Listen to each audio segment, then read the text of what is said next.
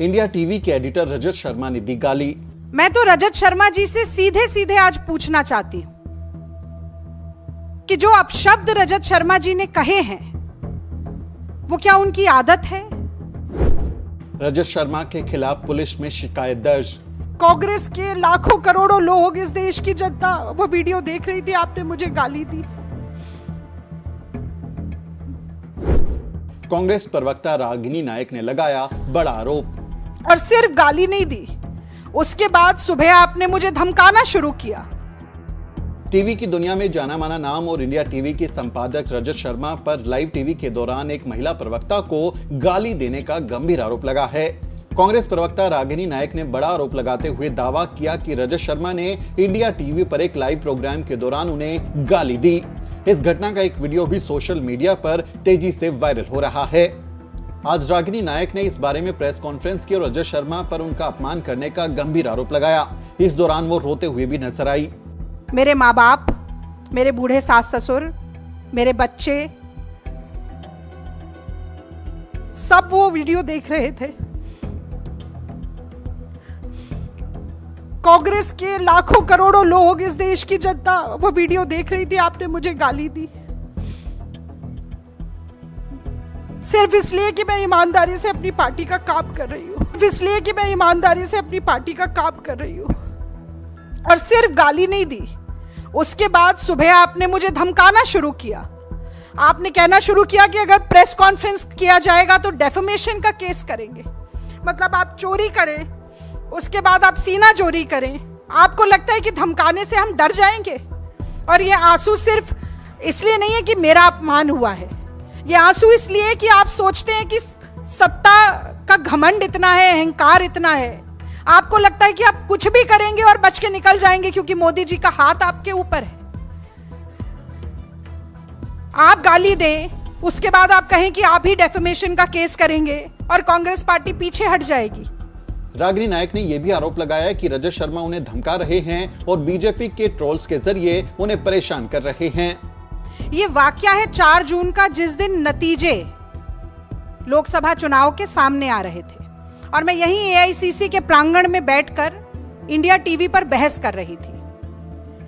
अब होता ऐसा है कि अगर एंकर और प्रवक्ता साथ में बोल रहे हो, कांग्रेस की बढ़ती हुई टैली को देखकर गर्मजोशी का माहौल हो, शोर शराबा हो और टीवी स्क्रीन सामने ना हो, तो अक्सर बुदबुदाकर या धीरे से अगर कोई बात कही जाती है तो वो सुनाई नहीं दे पाती। उस दिन मैं नहीं सुन पाई, मेरे सामने टीवी स्क्रीन भी नहीं थी। फिर ये वीडियो अचानक से वायरल होना शुरू हुआ। कल मेरे और पवन खेड़ा जी के संज्ञान में हमारे कुछ कांग्रेस के कार्यकर्ताओं ने भी, और ट्विटर यानी कि एक्स, पहले ट्विटर कहा जाता था, उस प्लेटफॉर्म पर भी हमें कई लोगों ने ये वीडियो भेजा। और मैं सच कहती हूं, पहले तो यकीन नहीं हुआ कि रजत शर्मा जैसे व्यक्ति सार्वजनिक तौर पर एक लाइव डिबेट में इतनी भद्दी गाली का प्रयोग कर सकते हैं। और चूंकि जो वीडियो हमें भेजा गया उसमें नीचे वो गाली लिखी हुई भी थी, तो मन नहीं माना कि ऐसा हो सकता है। हम इंडिया टीवी के प्लेटफॉर्म पर गए, वहां से जो उन्होंने खुद फुटेज डाली थी उस फुटेज को निकाला, उस फुटेज की उस क्लिप को निकाला जिसमें ये वाकया घटित हो रहा है। और वहां पर भी, जिसे अंग्रेजी में एक एक्सप्रेशन कहा जाता है, अंडर द ब्रेथ, बुदबुदाकर, धीरे से, केवल इस बात पर कि मैं उन्हें टोक रही हूं कि कांग्रेस पर आज भी लगातार प्रहार मत कीजिए। शायद मोदी जी की घटते हुई संख्या और कांग्रेस की बढ़ती हुई संख्या को देखकर झुंझला इतना गए कि उन्होंने वो गाली दी। और अब मैं एक नारी के तौर पर भी, एक भारतीय महिला के तौर पर मैं ये जानना चाहती हूं रजत शर्मा जी से कि ये बात सिर्फ एक रागिनी नायक की नहीं है। मैं 10 साल से ईमानदारी से अपनी पार्टी का पक्ष टीवी पर रख रही हूं।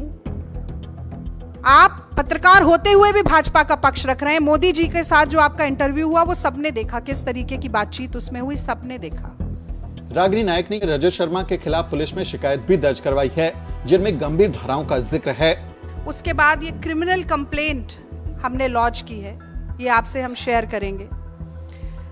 2 sections, section 294 and section 509 of the IPC, section 294 कहता है whoever to the annoyance of others does any obscene act in the public place or sings, recites or utters any obscene song, ballad or words in or near any public space shall be punished with imprisonment of either description for a term which may extend to 3 months or with fine or with both.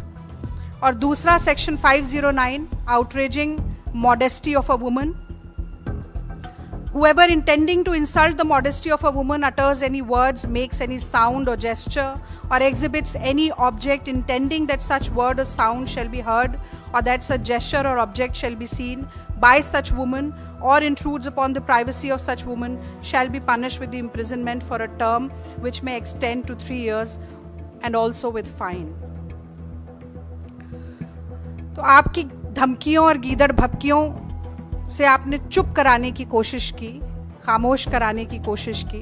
हमने ये criminal complaint launch की है और हम न सिर्फ ये उम्मीद रखते हैं कि इस पर प्राइमा फेसे इन्वेस्टिगेशन के बाद एफआईआर भी दर्ज होगी, बल्कि मैं आज एनसीडब्ल्यू को भी आप सभी मित्रों के माध्यम से जगाना चाहती हूँ।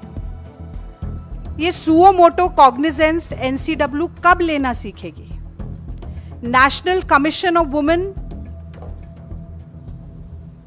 को कठपुतली की तरह नचाना मोदी सरकार कब बंद करेगी?